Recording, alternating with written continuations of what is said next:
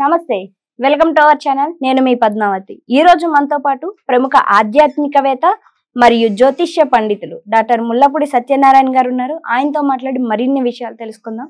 చూసేసేయండి. నమస్కారం గురువు. నమస్కారం పద్మావతి. గురువు గారు, వాస్తవానికి మనం శని గ్రహం నుంచి వచ్చే అన్ని రకాలుగా సేఫ్ అవ్వాలని ప్రతి ఒక్కరు ఈ మధ్య కాలంలో మరి ముఖ్యంగా మాట్లాడుకుంటే నువ్వుల దానాలు, నువ్వుల నూనెతో అభిషేకాలు ఈ మధ్య కాలంలో ఎక్కువ ప్రచారంలో ఉన్నాయి. అయితే ఇప్పుడు ప్రస్తుతం గరికిపాటి గారు అన్న ఒక మాట ఏదైతే ఉందో అది పెద్ద వాగ్వాదానికి గురవుతుంది. ఆయన ఏమన్నారు అన్న దాని గురించి పక్కన పెట్టేస్తే, ఎక్కడ భూమి మీద ఏదో మూలను ఉండి నువ్వులు దానం ఇచ్చేస్తే ఆకాశంలో తిరిగే గ్రహాలు మారిపోతాయా అని గరికిపాటి గారు ఉన్నారు. అయితే కొంతమంది దాన్ని అంగీకరిస్తున్నారు. నిజమే కదా, ఆయన అన్న దాంట్లో తప్పేముంది, నువ్వుల దానం ఇస్తే అన్ని దోషాలు తొలగిపోతాయి అని అంటే. కానీ శాస్త్రం ప్రకారం మాట్లాడే కొంతమంది బ్రాహ్మణులు మాత్రం ఒకవేళ గరికిపాటి గారి ఇంట్లోనో లేకపోతే వారి కుటుంబ సభ్యుల్లోనో ఎవరో కాలం చేస్తే నువ్వుల దానం వదలరా? అప్పుడు వాళ్ళ తండ్రి గారు నువ్వుల దానం అందుకున్నప్పుడు, పిండ ప్రదానం వాళ్ళ తండ్రి గారు అందుకున్నప్పుడు ఎందుకని ఇక్కడ భూమి మీద వదిలే నువ్వులు గ్రహాలకి ఇచ్చేవి, ఆకాశంలో తిరిగే గ్రహాలు ఎందుకని అందుకోవని అంటున్నారు. అయితే ఒక గరికిపాటి గారికి ఒక ప్రియుడు శిష్యుడిగా ఉన్న మీరు అసలు ఆయన ఏం చెప్పాలనుకున్నారు? ఈ హితంతవాదువులంతా ఏం అర్థం చేసుకున్నారు? వాళ్ళకి మీరేం చెప్పాలనుకుంటున్నారు అసలు? తప్పకుండా అమ్మా. గరికిపాటి నరసింహారావు గారంటే ద్విసహస్రావధాని, నాలెడ్జ్ హబ్. ఆయన అవును, పద్మశ్రీ అవార్డు గ్రహీత. నా చిన్నతనం నుంచి కూడా నేను శంకరమఠం రాజమండ్రిలో భారతీ తీర్థస్వామి వారు శృంగేరి మఠం పీఠాధిపతి జగద్గురు ఆదిశంకరాచార్యులు వారు, ఆయన భారతీ తీర్థస్వామి వారు. ఆయన ఆ శంకరమఠం ఆయనదే కాబట్టి అక్కడికి వచ్చేవారు. అక్కడ మామిడాన్న శాస్త్రగిరిరావు గారిని వాళ్ళ దంపతులు అది నిర్వహించేవారు. మేమందరం స్టూడెంట్ ఏజ్లో గరికిపాటి నరసింహారావు గారిని, తర్వాత బేతబోలు రామబ్రహ్మం గారు పొట్టి శ్రీరాములు యూనివర్సిటీ తెలుగు ప్రొఫెసర్, రేమళ్ళ సూర్యప్రకాష్ శాస్త్రి గారు, ఆయన వేద పండితులు మా గురువు గారు, ఆయన మధుర కృష్ణమూర్తి శాస్త్రి గారు, వీళ్ళంతా మా గురువులే. కాబట్టి పురాణమంటి రాధాకృష్ణమూర్తి గారు, ఇలా మహాపండితులందరినీ కూడా వారు పిలిచేవారు. స్టూడెంట్స్ కూడా వేదపట్టణం స్టూడెంట్స్ అందరినీ పిలిచేవారు, వేదపట్నం చేయించేవారు, వేద ఘోష జరిగేది, అందరినీ గౌరవించేవారు. ఆనాటి నుంచి నేను చూస్తున్నాను గరికిపాటి నరసింహారావు గారిని. ఇప్పటి నుంచి కాదు, నేను ఒక 40 సంవత్సరాల నుంచి నేను చూస్తున్నాను. కాబట్టి ఆయన ఒక మహాజ్ఞాని, ఎన్నడూ తప్పు చెప్పడు, నిర్మోహమాటంగా చెప్పేటటువంటి వ్యక్తిత్వం ఉన్న గొప్ప వ్యక్తి. కాబట్టే ఆయన కొంతమంది యథార్థవాది, లోక విరోధి అని అనడం వల్ల ఆయన మాట్లాడేది సుస్పష్టంగా నిర్మోహమాటంగా మాట్లాడతారు. కాబట్టి కొంచెం గర్వాన్ని అనుకోవచ్చు, కానీ అదేమీ కాదు. ఆయన శాస్త్రహితంగా, శాస్త్రప్రియంగా, శాస్త్రం ఏదైతే చెప్పుద్దో దాన్నే సహేతుకంగా చెప్తారు. ఇంకొకటి ఏంటంటే ఆయన చెప్పే దాంట్లో రేషనల్ థింకింగ్ ఉంటుంది, అంటే హేతుబద్ధంగా చెప్తారు. అండ్ లాజికల్ కన్సిస్టెన్సీ ఉంటుంది, లాజికల్గా చెప్తారు, తార్కికంగా చెప్తారు. అండ్ సైంటిఫిక్ అవుట్లుక్తో చెప్తారు, శాస్త్రబద్ధంగా చెప్తారు. కాబట్టి ఆయన చెప్పిన పూర్తి వీడియో చూడకుండా ట్రోలింగ్ చేస్తూ ఉంటారు. ఆయన శనీశ్వరుడి గురించి ఏం చెప్పారు, శనికి మామూలుగా దానాల గురించి చెప్తూ ఆయన ఉత్తిష్టంతు భూతపిశాచాహ ఏతే భూమి భారకాహ ఏ తేషామ విరోధేన బ్రహ్మకర్మ సమారభే అని చెప్తాం మనం. అందులో అక్షతలు తీసుకొని ముక్కుకు వాసన చూసుకొని ఇలా వెనక్కి వేయమంటారు అక్షతల్ని. దాని అర్థం చెప్తేనే ఆయన ఎంత బాగా చెప్పారు. నాయన, నువ్వు 10 రాళ్ళు వెనక్కి వేసుకున్నావు, ఆ 10 రాళ్లలో ఈ అక్షతలు వెనక్కి వేయడంలో ఉద్దేశం ఏంటంటే, ఆ మంత్రంలో ఉద్దేశము ఒక 4 రాళ్ళు ఇతరులకు ఇవ్వు, వేరుకొని జీవో జీనేతో, జైన మతస్థుడు మహావీరుడు చెప్పినట్టుగా బతుకు బతికించు, అందువలన అందరూ కూడా తీసుకోండి అని చెప్పేవారు.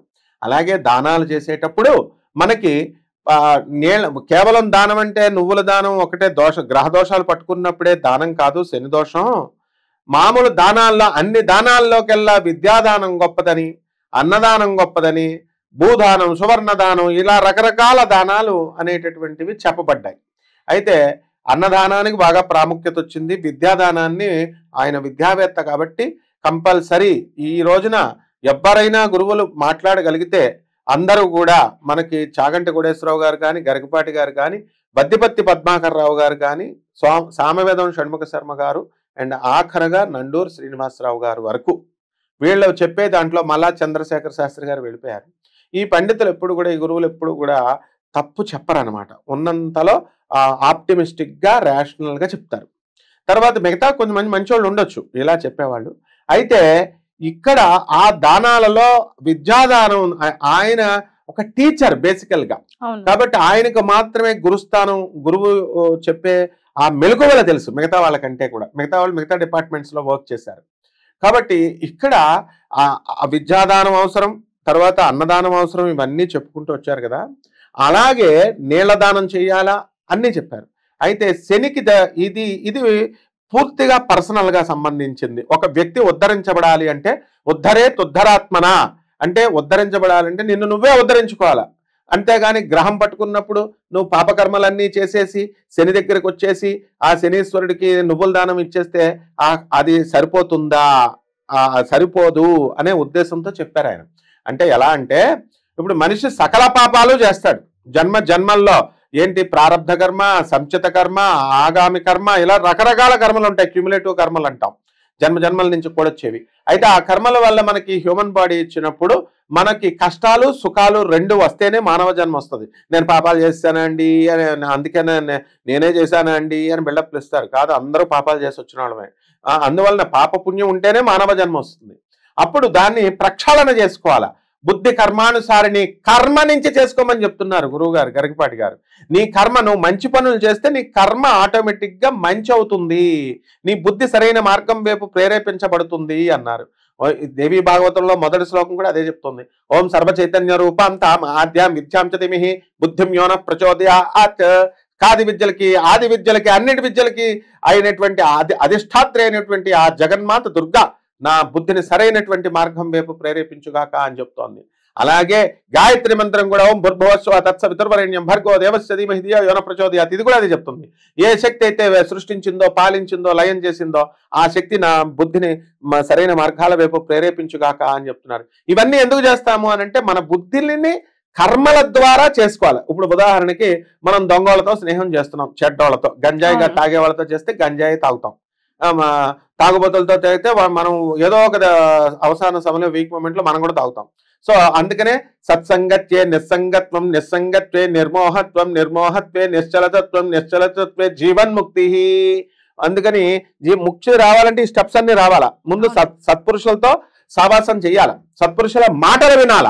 ఈ రోజున ఆ 5గురు పండితుల మాటలు వినకుండా వేరే వాళ్ళ మాటలు, కొంచెం అలాంటి సాత్వికంగా చెప్పేటటువంటి వాళ్ళు, శాస్త్ర సహేతుకంగా చెప్పే వాళ్ళ మాటలు తప్ప మిగతా వాళ్ళు ఇష్టం వచ్చినట్టు వాళ్ళు చెప్పే వాళ్ళ మాటలు వింటే భ్రష్టులమైపోవడమే కాకుండా రౌరవాది నరకాలకు కూడా వెళ్ళిపోతారు వాళ్ళు. ఎందుకంటే వాళ్ళ గురించి నాకు తెలుసు కాబట్టి పర్సనల్ గా వాళ్ళు కరెక్టే చెప్తారు. లేకపోతే ఈ కర్మల్ని, ఇప్పుడు గంజాయి తాగే వాళ్ళతో తిరిగితే పోలీసు వాళ్ళు పట్టుకెళ్తారు కదా, తాగుబోతులతో తిరిగితే పోలీసు వాళ్ళు పట్టుకెళ్తారు, ప్యాకెట్ వాళ్ళతో.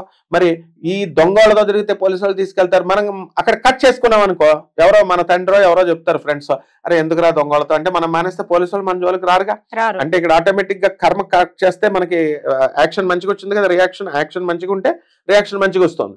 కాబట్టి ఇక్కడ మనము గత జన్మల్లో చేసుకున్నటువంటి కర్మల్ని కేవలము 1 కిలోంపావు నల్ల నువ్వులు ఇచ్చేస్తే దోషాలు పోతాయి అనుకుంటే, ఈ ఊర్లో ఎంతమంది కోటీశ్వరులు ఉన్నారంటే లారీంపావు, 1 లారీ ప్లస్ పావు లారీ నువ్వులు రెడీగా ఉన్నారు ఇచ్చేయడానికి, దోషాలు పోతాయంటే.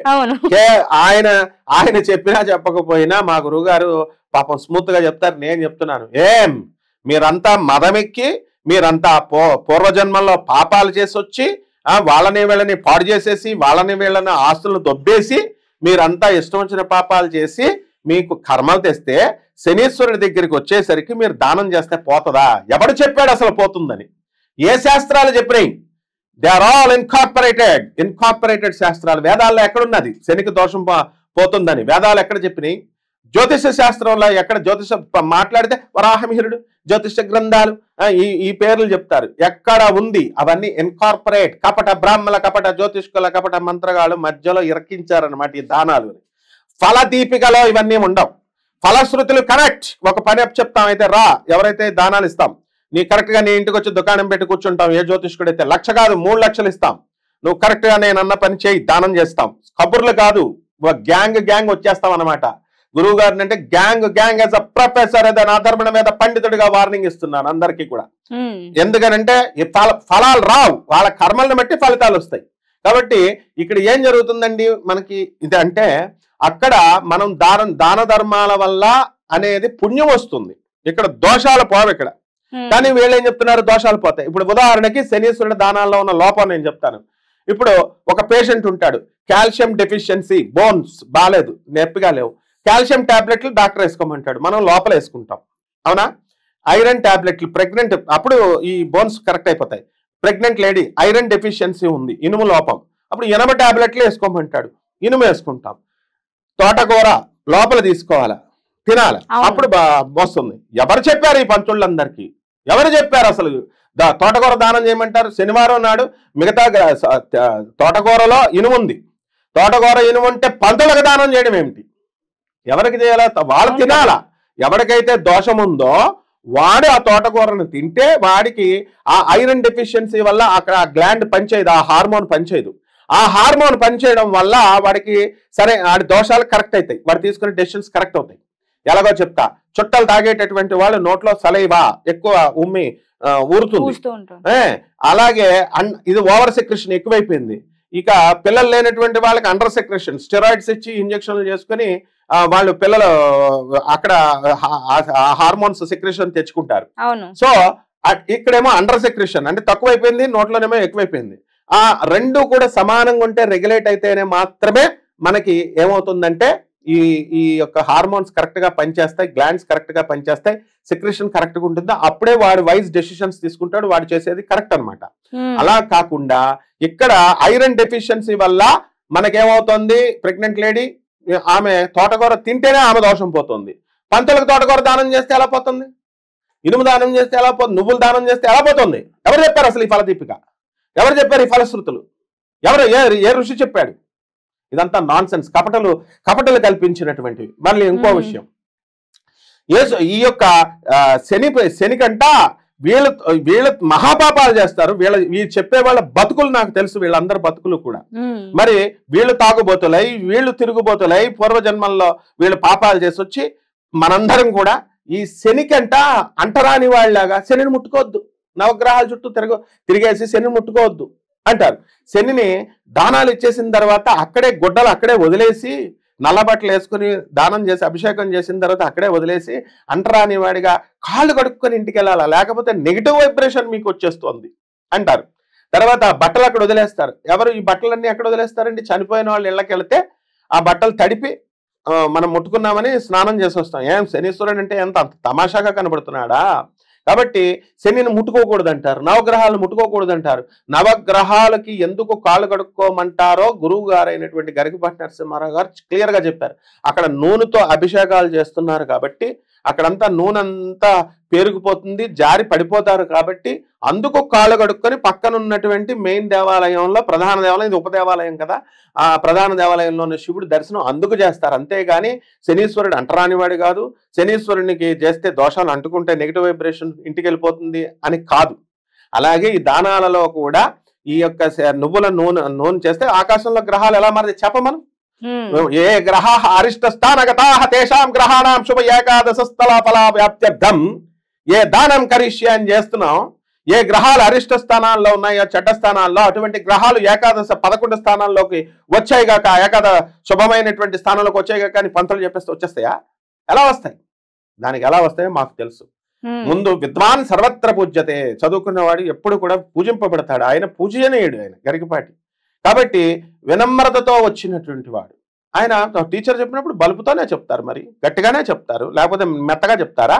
తర్వాత రెండవది ఈ యొక్క ఇంకొకటి ఏంటి, ఆయన ఏం చెప్పారు, ఆయన ఫుల్ వీడియోలో ఈ దానాలు, అందుకని శని ఎలా మారతాడు, కాబట్టి శని ఇక్కడ క్రింద భూలోకంలో చేస్తే ఆకాశంలో గ్రహాలు ఎలా మారిపోతాయని చలోక్తిగా చెప్తారు ఆయన. ఇప్పుడు ఎలాగంటే గ్రహాలు మరి ఆకాశంలో మారిపోతాయి ఇక్కడ దానం చేస్తే, దాని ప్రాసెస్ తెలుసా? ఉపాసనాపరులైనటువంటి మాకు తెలుసు, పాండిత్యం ఉన్నటువంటి మాకు తెలుసు, మా గురువులు చెప్పారు కాబట్టి మాకు తెలుసు. సీక్రెట్ గా గురువులు శిష్యులకు చెప్తారు. ఇది గురు పరంపర విద్య, ఇది ఎలాగో చెప్తా.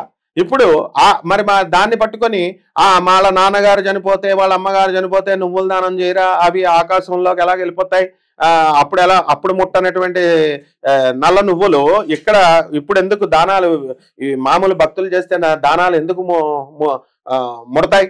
ముట్టవు. అక్కడ ముట్టేవి అక్కడ ముట్టనప్పుడు ఇక్కడ ముట్టవు, అక్కడ ముడితే ఇక్కడ ముడతాయి ఎలాగా అని ఏవో పిచ్చి పిచ్చి ప్రాలాపనలు మాట్లాడతారు. దీంట్లో బేస్ లేదు, తర్వాత దాంట్లో సారం లేనటువంటివన్నీ మాట. ఏంటంటే హిందూ ధర్మంలో క్లియర్ గా ఏమని చెప్పబడి ఉన్నాయి, తిలలు యముడికి నచికేతుడు అడిగితే యముడు చెప్పాడు, దానికి శాస్త్రం ఉంది. అందుకని మార్కండేయ పురాణంలో, గరుడ పురాణాల్లో చెప్పబడి ఉన్నాయి. రకరకాల పురాణాల్లో ఏ అధ్యాయాల్లో ఉన్నాయో నేను చెప్తాను విత్ చాప్టర్స్. ఆయన నల్ల నువ్వులతో వేసుకుంటారు, అది హిందువు కాబట్టి ఆయన వాళ్ళ నాన్నకి వేసుకుంటారు, లేకపోతే లేదు. మీకేంటి మధ్యలో? తర్వాత శాస్త్రాన్ని గౌరవిస్తారు, ఆయన చేసుకుంటారు, ముడుతుంది వాళ్ళ తండ్రికి, పితృదేవతలకు ఎవరికైనా ముడుతుంది. నువ్వు వెళ్ళి చూసొచ్చావా? మీ నాన్నకి చేసినప్పుడు నువ్వు వెళ్ళి ముట్టిందా లేదా నువ్వు చూసొచ్చావా? ఫస్ట్ చెప్పేవాళ్ళు, మీ నాన్నకి నువ్వులు ముట్టిందా, పితృలోకాల నుంచి మంచి లోకాలకు వెళ్ళాడా చూసొచ్చావా నువ్వు? అలాగే ఇక్కడ కూడా ఏంటంటే అమ్మా, నువ్వుల దానం చేసుకునే వాళ్ళు చేసుకోండి, చేసుకుంటే మీకు అక్కడ గ్రహాలు మీ కర్మలను బట్టి మార్చేది ఎవడు? గురువు మార్చేది.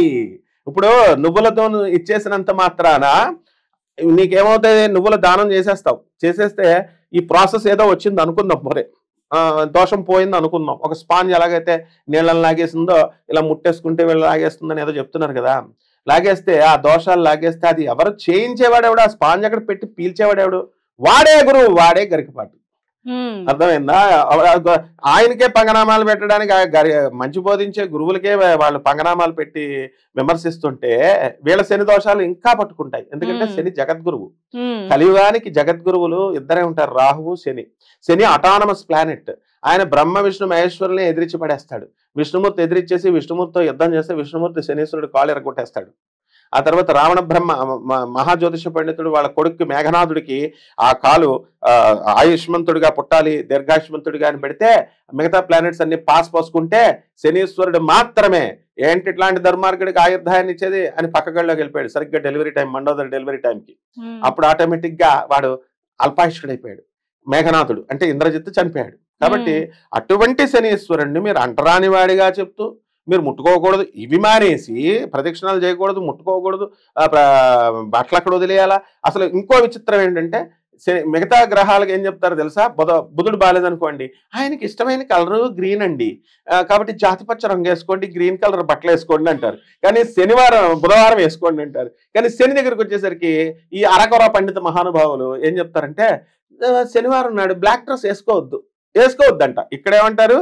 బుధుడికేమో పచ్చగా డ్రెస్ వేసుకుంటే ఆయన అనుగ్రహం వస్తుంది, మీకు పచ్చ వేసుకోండి అంటాడు. మిగతా గ్రహాలకి శనీశ్వరుడి దగ్గరకు వచ్చినప్పుడు శనివారం నాడు కంపల్సరీ నువ్వు వేసుకోవాలరా నాయన నల్ల బట్టలు అని చెప్పాలా. అది మానేసి నల్ల డ్రెస్ వేసుకోవద్దు అంటారు. ఆయనకి ఇష్టమైంది చెయ్యాలి. కాబట్టి ఇవన్నీ కూడా ఏంటంటే దొంగ మాటలు, అపరిపక్వ మాటలు, ఎమెచ్యూర్ ఫెలోస్ అంటారు, మెచ్యూరిటీ లేని వాళ్ళు వీళ్ళంతా. ఆయన ఇప్పుడు రాష్ట్రపతి దగ్గరే పద్మశ్రీ పొందిన వ్యక్తి. వెళ్ళి తెచ్చుకోమా.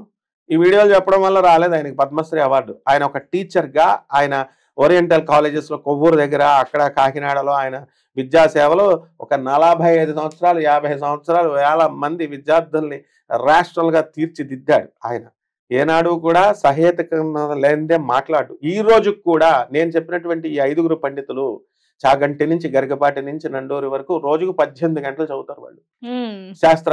ఇందులో ఇంచుమించు ఏ అధ్యాయం, ఏ చాప్టర్ లో ఏ శ్లోకం అడిగితే చెప్పేస్తారు వాళ్ళు. మాకు విద్యాదానం చేసినటువంటి వాళ్ళు వీడియోలు చూసో ప్రత్యక్షంగానో పరోక్షంగానో మాకు గురుతుల్యులు వాళ్ళంతా. కాబట్టి మా అసలైనటువంటి మా గురువు గారు భారతీ తీర్థస్వాముల వారు చెబితే, శృంగేరి పీఠాధిపతులు చెప్తే ఇది కాదురా అంటే అది ఆర్డర్. ఇదేముంది, ఇది నోటుకొచ్చింది మాట్లాడుకోవచ్చు వీళ్ళంతా. కాబట్టి శనీశ్వరుడు గొప్ప దేవుడు. ఈయన శని కరెక్ట్. మా గురువు గారు మంచి ఉద్దేశంతో చెప్తే రాంగ్ అంటున్నారు కదా వీళ్ళు. ఏది ఇక్కడ ఉంటే గ్రహాలు అక్కడ మారిపోతాయి. మారవో మీరు లారీంపావు దానాలు చేసినా మీకు మారవరా.